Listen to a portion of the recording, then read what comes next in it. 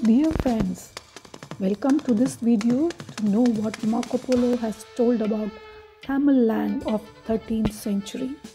English translation of Marco Polo travel notes that was an old French language by Henry Yule consists of various details of Tamil land in chapter 20. Among those notes, today we will see what he had told about yogis in Pandya kingdom in the land of Tamil Nadu. There is another class of people called Chugi, who was indeed properly a Brahmin, but they form a religious order devoted to the idols. They are extremely long lived, every man of them living to 150 or 200 years. They eat very little, but what they do eat is good rice and milk chiefly. And these people make use of a very strange beverage, for they make a portion of sulfur and quicksilver mixed together, and this they drink twice every month.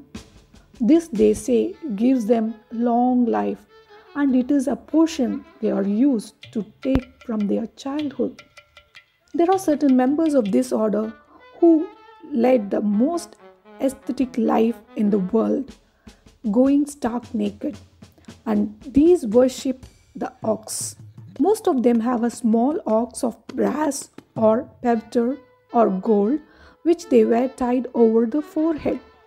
Moreover, they take cow dung and burn it and make a powder thereof, and make an ointment of it, and dub themselves withal, doing this with as great devotion as Christians do show in using holy water. They eat not from bowls or trenchers, but put their victuals on leaves of the apple of paradise and other big leaves.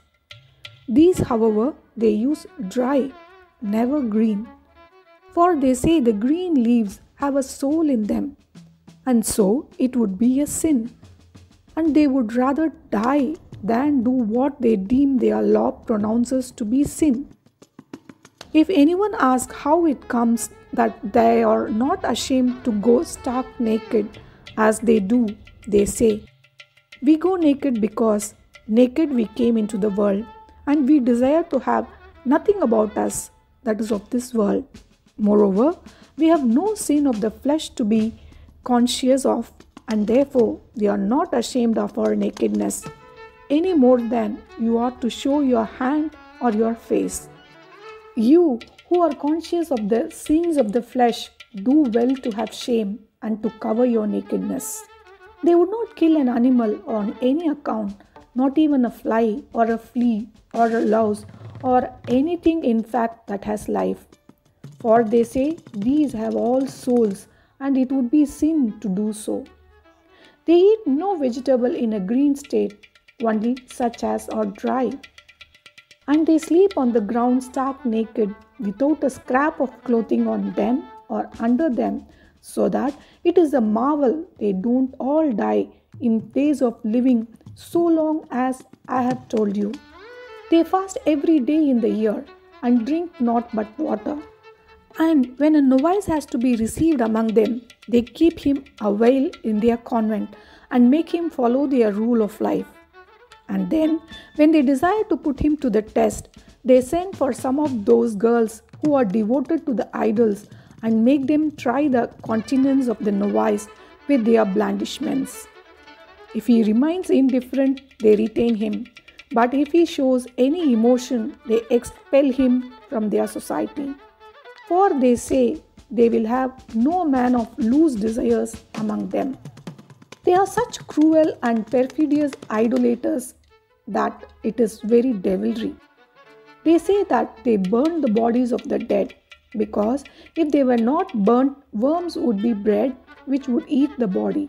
And when no more food remained for them, these worms would die, and the soul belonging to that body would bear the sin and the punishment of their death. And that is why they burn their dead.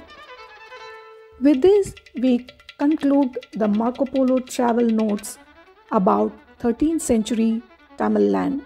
Until we meet with another video, thank you for your support.